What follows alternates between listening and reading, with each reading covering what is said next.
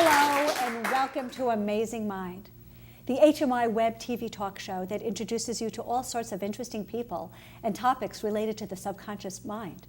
My name is Lisa Machenberg, hypnotherapist, HMI instructor, and host. Today we have an amazing guest who's going to talk to us about the near-death experience. It is my pleasure to introduce Dr. Brian Nye, my husband, who is going to be talking to us about people who have died and lived to tell about it. Please help me welcome Dr. Brian Nye. Thank you. Well, Brian, when we were courting and right after we got married, you shared with me so many experiences from other physicians and from yourself about patients who had had near-death experiences. And then based on that, you started to research it. Can you share with us some of the things that you heard from your patients and from other medical professionals? Yes, I got interested in this because I had a patient who had a number of serious illnesses, and I saw her as an adult, and I asked her at one point how it was that she was able to still transcend this, because she seemed like a very serene individual. And she told me that as a very young child, probably before she had language, she had an experience where she was having surgery for an infection, and she had a near-death experience where she was transported to an area where it was an area of light, and she was comforted. She was in kind of a cradle-like environment and comforted by a choir of very soothing music. And the details of it, are not the important part to me, but the idea that from this experience, she came away and was never afraid of death again. Wow. And it got her through a lot of very difficult personal things and medical problems. So. Any other experiences that were shared with you directly from patients? I had another patient who had a few months prior to me seeing him, he had previously had a cardiac arrest, and he also described what many people have described with near-death experiences, and that is an out-of-body experience, and then going to an area of light, and also, but being told that it wasn't his time, and that he had to come back.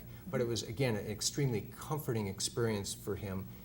He had a sense of overwhelming joy in this place that he was taken to, and a reluctance to come back, sure, as many people have had with these. So. But if you've talked to other medical professionals, not everybody's near-death or post-death experience is positive. A tiny number of these are negative. The overwhelming majority are positive experiences. But one was described to me that when I was in training, some residents were resuscitating an individual who came in and out of a coma essentially multiple times, and apparently told them that he was in a hellish environment between times when they were able to talk to him. So that, and you can read about a few other negative ones, but the overwhelming majority of these are positive experiences. Well, that'll change it. Yeah.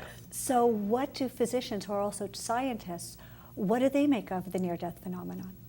The Raymond Moody was the real pioneer in this field. I think everybody agrees. He wrote a book in 1975 called Life After Life. And what he did, he doesn't use the term syndrome, but I would term what he did similar to what we do in medicine in general. I mean, everybody comes to this question. Most people have heard about what I have just described, and people bring to this their own religious background, and they say, does this confirm my religious background, or is this discordant in some way? So what Raymond Moody did is he did what physicians do in that circumstance. They try to put it all together, and he created a syndrome of what he called 9 different things that seemed common in near-death experiences. What are those 9 things? And other people have come up with similar numbers, but there's an out-of-body experience, and then there's this indescribable joy that people have. There's a tunnel experience, and being taken to an area of light towards the heavens, essentially, and then meeting relatives who have passed previously, And then if there's this is kind of stepwise, if you Yeah. keep going further into the experience, some people will then have an experience with a being of light, it's often described as. And then lastly, being told that it's not their time, there's a barrier, and then a reluctance to coming back, because again, it's such an overwhelmingly positive experience. And that being of light is interpreted as a different person depending on one person's belief or culture. There seems to be that too, yes. But mostly it's the commonality is what's emphasized. Most Yes. people have an experience that's relatively similar. After Raymond Moody, other physicians built on this work, and there's a doctor named Dr. Long, and he again began to take a look and start to quantify and come up with characteristics that he believed pointed to that this is a real phenomenon versus a dream or hallucination. Can you speak to that? Dr. Jeffrey Long has looked at this and analyzed it, and by reasoning pointed out some things about this, and that is that this doesn't seem to be like a dream or a hallucination. People's consciousness seems to be very linear, and their description of these things very linear. It's not like a dream where you're in one of these things that I'm describing, and then all of a sudden you're in a car driving down the freeway with a dog in the seat next to you or something like that. It's very different.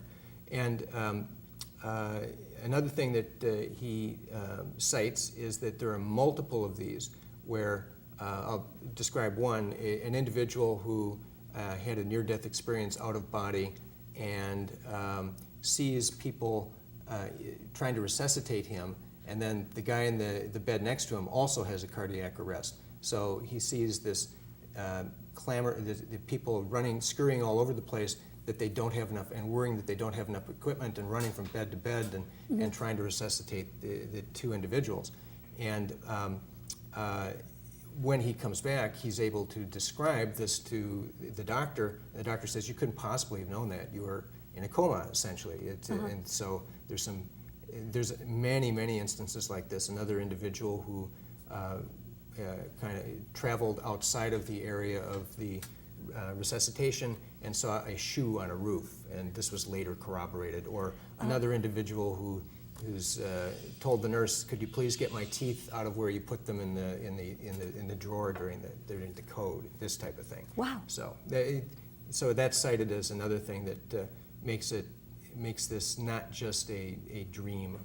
And then the commonality is another thing that he cites, that if you look at these descriptions across cultures, across religions, they're very similar. And children have similar experiences even before they have language. These are the things that he cited as proof that this is not just a hallucination. What were some of the other ones, the sensory ones? Forgive me. Well, there is you can have a heightened awareness of heightened hearing, heightened ability to see, to be able to see great distances, and that this would not.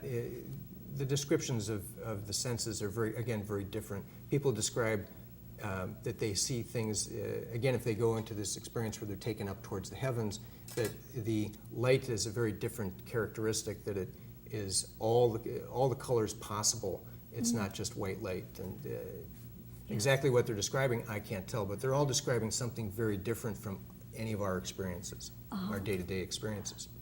Could someone who's under anesthesia experience? Thanks for reminding me of that. That's one of the other lines of evidence, is that people under anesthesia occasionally have these experiences as well, and their body is heavily anesthetized, would not be able to sense anything, and is having these same exact experiences as the individuals who are seeing, hearing, feeling, Yes. smelling, Yes. which someone couldn't possibly do under anesthesia. Right. Was there any evidence that these people were clinically dead? There was no heart rate and no brain waves discernible. Some of the researchers have looked at try to correlate the times, and yes, this is at a time when there's no cardiac activity. Can you tell us, is there anything else that Dr. Long has shared with us about lines of evidence. Let's see. Let me refer to my notes, please. If Please I may. do. Yes, your memory might be better than mine on some of these Like things. an elephant, you know, because you're married to me. Yes. Yes.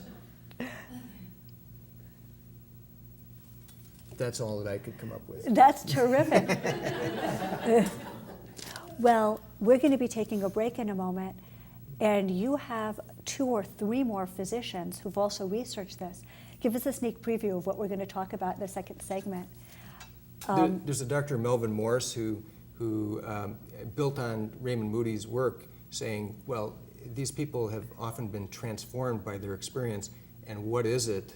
How are they changed afterwards? And it did some good scientific work on that. Oh, good. So when we come back, we can talk about how people are changed by these experiences, what the commonality of people who have these experiences, how are they different psychologically than people who don't have these experiences.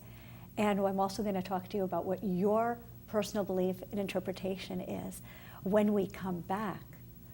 So we are going to be taking a short break, but please stay tuned, because when we come back, we're going to talk more about people who have died and lived to tell about it, and also about what physicians, how they interpret the near-death experience. Stay tuned. We'll be right back with Amazing Mind.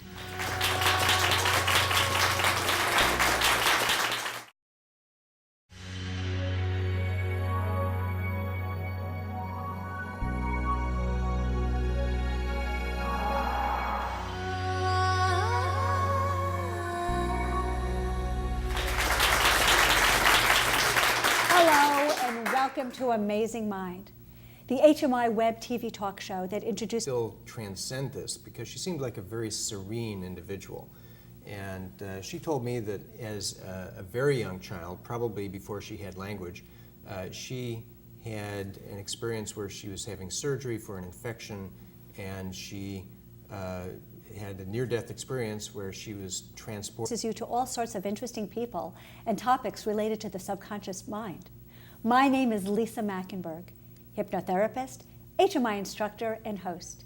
Today we have an amazing guest who's going to talk to us about the near-death experience. It is my pleasure to introduce Dr. Brian Nye, my husband, who is going to be talking to you started to research it. Can you share with us some of the things that you heard from your patients and from other medical professionals? Yes, I got interested in this because I had a patient who had a number of serious illnesses, and I saw her as an adult, and I asked her at one point how it was that she was able to... Us about people who have died and lived to tell about it. Please help me welcome Dr. Brian Nye. Thank you. Well, Brian, when we were courting and right after we got married, you shared with me so many experiences from other physicians and from yourself about patients who had had near-death experiences. And then based on that,